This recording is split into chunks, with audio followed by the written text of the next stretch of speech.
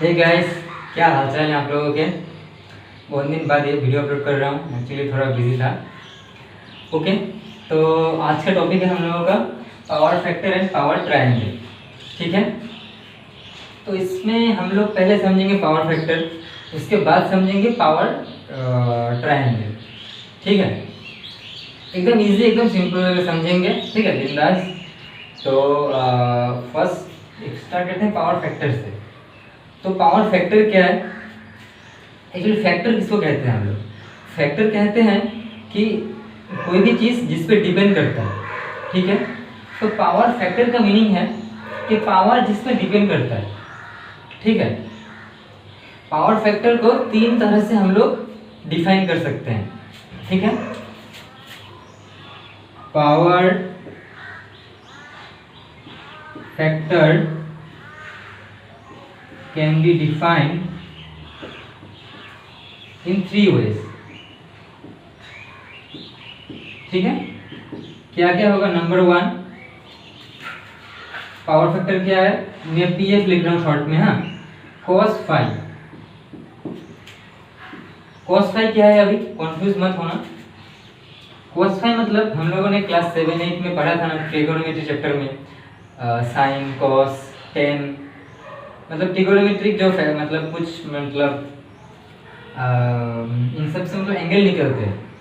ठीक है, मतलब कॉस ऑफ समथिंग एंगल। जैसे हम लोग पढ़ा था साइन जो होता है, साइन का 0 डिग्री का वैल्यू 0 होता है, साइन का 90 डिग्री का वैल्यू 1 होता है। ऐसे करके पूरा टेबल है, चार्ट है। ठीक है, तो वैसे करके जो कॉस है, कॉस के साथ अगर हम अभी ये थीटा क्या है? सॉरी, थीटा नहीं, ये फाई है, कॉस फाई। ये फाई क्या है? फाई है आपका जो करंट और वोल्टेज, इन दोनों के बीच में जो एंगल होता है ना, इलेक्ट्रिकल एंगल, उसको हम लोग बोलते हैं फाई।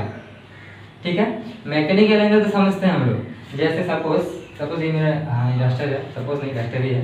तो ये रास्टर और ये मेरा जो मार्कर है, इन दोनों के बीच में कितना एंगल है? 90 डिग्री दिख रहा है। तो ये हो गया मैकेनिकल एंगल। लेकिन इलेक्ट्रिकल एंगल थोड़ा अलग होता है। इलेक्ट्रिकल एंगल हम लोग आंखों से नहीं देख सकते, उसके लिए मशीन चाहिए। ठीक है, करंट और वोल्टेज के बीच में जो एंगल होता है वही इलेक्ट्रिकल एंगल है। ठीक है, सपोज मैं समझ रहा हूँ एग्जाम्पल देके। ये मेरा वो आपका मतलब साइन वेव पे बोलते हैं इसको। ठीक है, इधर होता है आपका टाइम और इस तरफ होता है आपका जो मतलब करंट या वोल्टेज जो भी हो उसका वैल्यू। ठीक है, सपोज ये करंट के लिए है, तो मैं इधर आई लिखा, मतलब करंट, और ये टाइम। टाइम के साथ करंट ज़्यादा होता है कम होता है, मतलब इसी के लिए। ठीक है, और वोल्टेज क्या है? अभी वोल्टेज का भी ग्राफ होता है। ठीक है, अभी इन दोनों को सपोज वोल्टेज के लिए है, इधर टाइम, सेम टाइप का ऐसे वोल्टेज और करंट। ठीक है, अगर ये दोनों तो सेम टाइम पे मेरे पास पावर है, तो मेरे पास करंट भी है, वोल्टेज भी है। इन दोनों को मैं अगर एक साथ करूं तो क्या होगा? ये दोनों सेम भी हो सकता है, ऐसा भी हो सकता है, सेम एकदम एक के ऊपर एक चला गया, या फिर ऐसे भी अलग अलग भी हो सकता है। ठीक है, तो अगर अलग अलग हुआ तो इधर एंगल बन जाता है। ठीक है, ये यहाँ से यहाँ तक है आपका 180 डिग्री, मतलब ये पूरा साइन मतलब वेव हो गया, साइन वेव। तो यहाँ से ये 0 है, यहाँ से यहाँ तक हो गया आपका 360 डिग्री, यहाँ से यहाँ तक है 180 डिग्री। तो ये डिग्री उतना इंपॉर्टेंट नहीं है, मैं सिर्फ मतलब ये जो एंगल है इसे समझाने के लिए बोल रहा हूँ। तो ये करंट और वोल्टेज के बीच में एंगल होता है, मतलब सर्किट के ऊपर डिपेंड करता है कौन सा सर्किट है। ठीक है, वीडियो थोड़ा लंबा होगा लेकिन मैं हर एक टर्म को अच्छे से समझा दूंगा। ठीक है, तो इसका जो cos फाई है, तो इसमें लिख देता हूँ थोड़ा डेफिनेशन की तरह। परफेक्ट क्या होता है? The angle between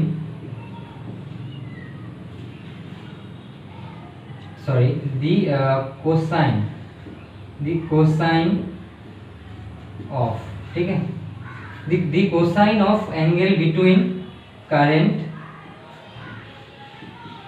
and voltage. Okay, cosine मतलब कॉस है, कोसाइन मतलब कॉस, सेम चीज है। ठीक है, तो कॉस का जो एंगल होगा, अभी ये जो cos फाई, ये पूरा जो वैल्यू होगा, ठीक है, सपोज मेरा करंट और वोल्टेज के बीच में 30 डिग्री है, तो cos ऑफ 30 डिग्री जो वैल्यू होगा इसका वही होगा मेरा पावर फैक्टर। सपोज करंट और वोल्टेज के बीच में मेरा 0 डिग्री है, कोई भी मतलब एंगल नहीं है, तो कितना होगा cos ऑफ 0 डिग्री, cos 0 कितना, cos 0 होता है आपका 1, तो 1 है मेरा पावर फैक्टर। ऐसा करके जितना एंगल होगा दोनों करंट और वोल्टेज के बीच में, cos ऑफ उतना एंगल जो वैल्यू निकलेगा वही मेरा होगा पावर फैक्टर। ठीक है, ये तो हम लोगों ने एक समझ लिया, जैसे मतलब ये एक नंबर हुआ, ऐसे 3 ठो और है और 2 ठो है, और एक क्या होगा पीएफ मतलब R/Z, घबराने का जरूरत नहीं है। R/Z मतलब R मतलब रेजिस्टेंस, ठीक है, और आपका ये Z मतलब इम्पीडेंस। इम्पीडेंस मतलब देखिए रेजिस्टेंस रेजिस्टेंस है, उसके बाद सर्किट में और क्या रहता है, कैपेसिटर रहता है, इंडक्टर रहता है।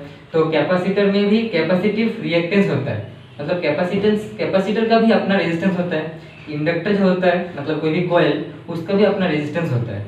तो ये तीनों रेजिस्टेंस, नॉर्मल रेजिस्टेंस, कैपेसिटर, फिर इंडक्टर, ये तीनों को मिला के जो रेजिस्टेंस निकलता है टोटल उसको बोलते हैं इम्पीडेंस। तो रेजिस्टेंस में इम्पीडेंस ये भी पीएफ का एक फॉर्मूला है। ठीक है, उसके बाद आप लोग वीडियो पॉज करके ये सब लिख लेना। उसके बाद और एक है आपका पीएफ, क्या होगा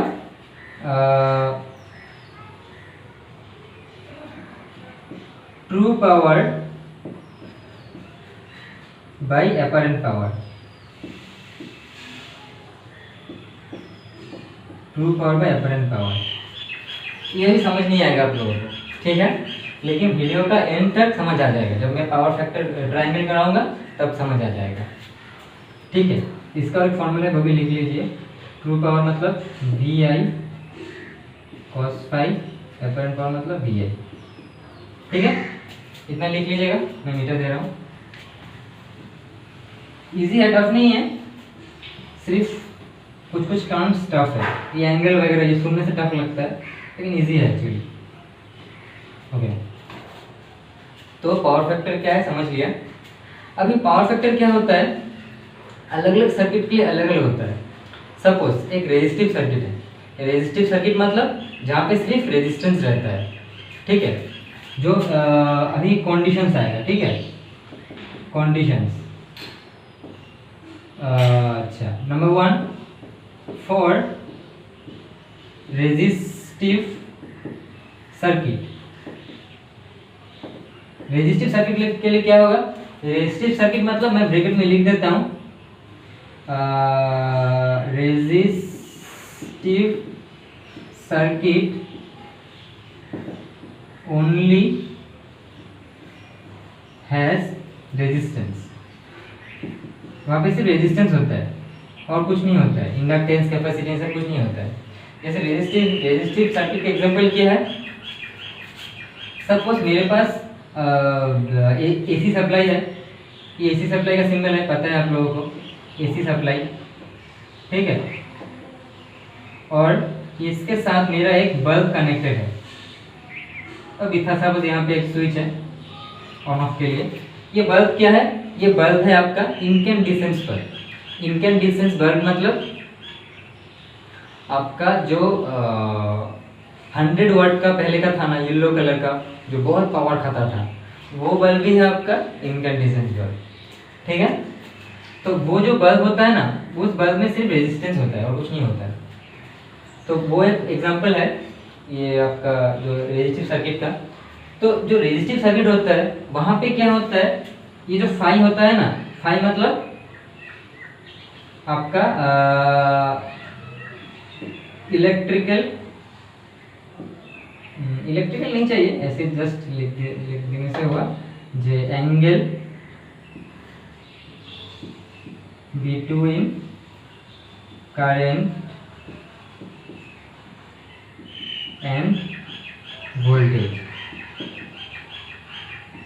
करंट और वोल्टेज के बीच में एंगल जो होता है रेजिस्टिव सर्किट में क्या होता है,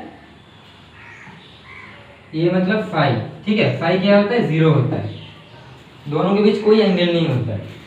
सपोज ये मेरा क्या है, करंट है, सर यहाँ पे मैं आई लिखता हूँ, ये मेरा करंट है, इधर इस तरफ टाइम है, मतलब ऐसे टाइम के करंट बढ़ रहा है कम रहा है, इस तरफ टाइम हो रहा है, तो वोल्टेज भी क्या होगा, इधर यहाँ से ही शुरू होगा, ठीक है, वोल्टेज थोड़ा ऐसा होगा, ज़्यादा कम ज़्यादा होगा, लेकिन ये एंगल सेम होगा, स्टार्टिंग और एंडिंग पॉइंट सेम होगा। ये वोल्टेज का वैल्यू कितना रहता है, 230 वोल्ट रहता है, और करंट बहुत कम रहता है, सपोज 1 एम्पियर भी नहीं रहता, उससे भी कम रहता है, इसलिए वैल्यू कम में ज़्यादा होगा, लेकिन एंगल सेम, ये पॉइंट सब सेम होगा, ठीक है। तो ये हो गया रेजिस्टिव सर्किट में। लेकिन रेजिस्टेंस में फाई एंगल जीरो है, तो पावर फैक्टर कितना होगा रेजिस्टिव सर्किट में, cos ऑफ फाई कितना, cos फाई कितना होगा, cos फाई मतलब cos ऑफ 0 डिग्री, cos 0 मतलब 1, ठीक है, और ये है बेस्ट पावर फैक्टर 1। और एक चीज याद रखिएगा, ये नोट भी कर सकते हो आप लोग, पावर फैक्टर का वैल्यू 1 से ज़्यादा नहीं हो सकता है, ठीक है, 0 से कम नहीं हो सकता है और 1 से ज़्यादा नहीं हो सकता है। Okay, now we will go to the next circuit. Resistive और क्या सर्किट है, इंडक्टिव और कैपेसिटिव, ठीक है। फॉर इंडक्टिव और capacitive circuit, inductive capacitive circuit के लिए क्या होगा, देखिए इंडक्टर और कैपेसिटर क्या करता है, इंडक्टर क्या है, इंडक्टर कुछ नहीं है, ऐसा कॉइल है, सिर्फ जहाँ पे कॉइल है वही इंडक्टर है। इंडक्टर मतलब उसके आसपास मैग्नेटिक फील्ड बन जाता है, और जब हम लोग कोई भी जब वायर होता है ना, उस पर जब हम लोग पैचा मतलब घुमा घुमा के कॉइल बनाते हैं, और उसके बाद वहाँ से जब इलेक्ट्रिसिटी पास करते हैं तो उसके आसपास क्या होता है, मैग्नेटिक फील्ड बन जाता है। तो वो इंडक्टर क्या करता है, इलेक्ट्रिसिटी को मैग्नेटिक फील्ड में स्टोर करता है, ठीक है, जैसे फैन का मोटर हो गया, उसके बाद कोई भी कॉइल, वही इंडक्टर है। और कैपेसिटर, कैपेसिटर क्या करता है, कैपेसिटर मतलब आप लोगों ने देखा है जो फैन का कैपेसिटर कैसा होता है, ऐसा टाइप का होता है, डब्बा जैसा, 2 तार निकला हुआ रहता है, ठीक है, तो उसके अंदर क्या होता है, कभी देखा है, उसके अंदर ऐसा 2 प्लेट रहता है, एक प्लेट ऐसा और एक प्लेट ऐसा, 2 प्लेट से 2 वायर निकला रहता है, ठीक है। तो वो कैपेसिटर क्या करता है, इलेक्ट्रिकल फील्ड में एनर्जी को स्टोर करके रखता है, ठीक है। इंडक्टर मैग्नेटिक फील्ड में स्टोर करता है एनर्जी, कैपेसिटर इलेक्ट्रिकल फील्ड में एनर्जी को स्टोर करता है, ठीक है। तो ये दोनों क्या करता है, एनर्जी को स्टोर करता है, उसके बाद फिर से रिलीज कर देता है, स्टोर करता है रिलीज कर देता है, कोई भी एनर्जी कंज्यूम नहीं करता, ठीक है। तो इसलिए इन केस में क्या होता है, जो एंगल होता है ना, फाई का वैल्यू होगा 90 डिग्री, इन दोनों के केस में फाई का वैल्यू 90 डिग्री होता है। कैसा मतलब ऐसा होता है, ये तो हो गया, मतलब सपोज ये मेरा, ये सपोज E है और ये सपोज I है, तो फिर वोल्टेज क्या होगा, यहाँ से स्टार्ट होगा, ये तो 180 मैंने बोला था, इक्वल 360 मतलब पूरा सर्कल, 180 मतलब आधा, तो ये तो आधा तो यहाँ पे है ना, तो ये आपका 180 हुआ, और यहाँ पे 90 बीच में, तो ये 90 हुआ, तो ये 90 जो है यहाँ से शुरू होगा आपका वोल्टेज, ठीक है। तो ये होता है कैपेसिटिव और इंडक्टिव सर्किट के लिए, करेक्ट। तो इसके लिए फाई का वैल्यू होता है 90 डिग्री, तो cos फाई का वैल्यू क्या होगा, मतलब पावर फैक्टर क्या होगा, cos ऑफ 90, ये क्या है पावर फैक्टर, क्या होगा cos 90 मतलब 0, ठीक है, पावर फैक्टर 0 होगा। तो ये जो 0 है, पावर फैक्टर 0 मतलब इंडक्टिव और कैपेसिटिव सर्किट कोई पावर कंज्यूम नहीं करता है, ठीक है, बहुत सीधा साधा भोला वाला है मेरी तरह जो सब पर। उसके बाद हो गया, नेक्स्ट और एक है, वो है आपका अगर कोई सर्किट नॉर्मली जैसे हमारे घर में रहता है, रेजिस्टिव भी रहता है, कैपेसिटिव, इंडक्टिव, तीनों मिला के रहता है, इसको हम लोग बोलते हैं आरएलसी सर्किट। आरएलसी मतलब रेजिस्टेंस, एल मतलब इंडक्टेंस, सी मतलब कैपेसिटेंस। ठीक है, तो इसके लिए क्या होता है, इसमें जो पावर फैक्टर का वैल्यू होता है वो होता है आपका 0 से 1 के बीच में होता है।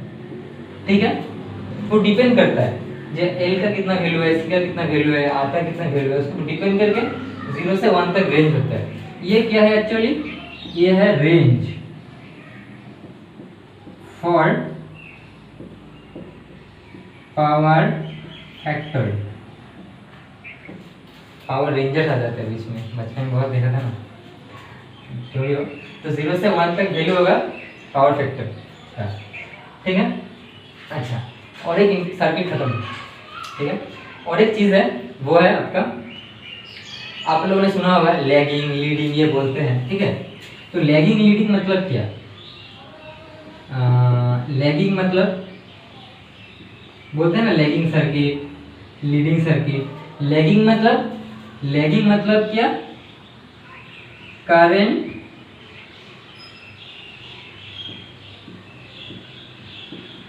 लैग कर रहा है, करंट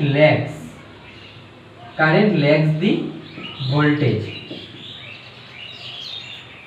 करंट लैग कर रहा है मतलब करंट, सपोज ये मेरा वोल्टेज है, ये वोल्टेज है सपोज, तो करंट क्या है, नीचे है, ये करंट नीचे है, करंट लैग मतलब पीछे। ठीक है, और लीडिंग मतलब करंट लीड्स दी वोल्टेज। इसका मतलब करंट, सपोज वोल्टेज है तो करंट इसके ऊपर है। ठीक है, करंट इसके ऊपर है, करंट लीड कर रहा है वोल्टेज से। तो ये इसका क्वेश्चन भी आता है बहुत सारे एग्जाम में। ये पावर फैक्टर जब हम लैगिंग लीडिंग रिसर्च करते हैं तब मतलब रेफरेंस लाइन कौन सा होता है, वोल्टेज या करंट। रेफरेंस होता है वोल्टेज, करंट होता है ऊपर नीचे होता है। ठीक है, तो और ये हमेशा बाय सम डिग्री होता है। जैसे मैं बोला सपोज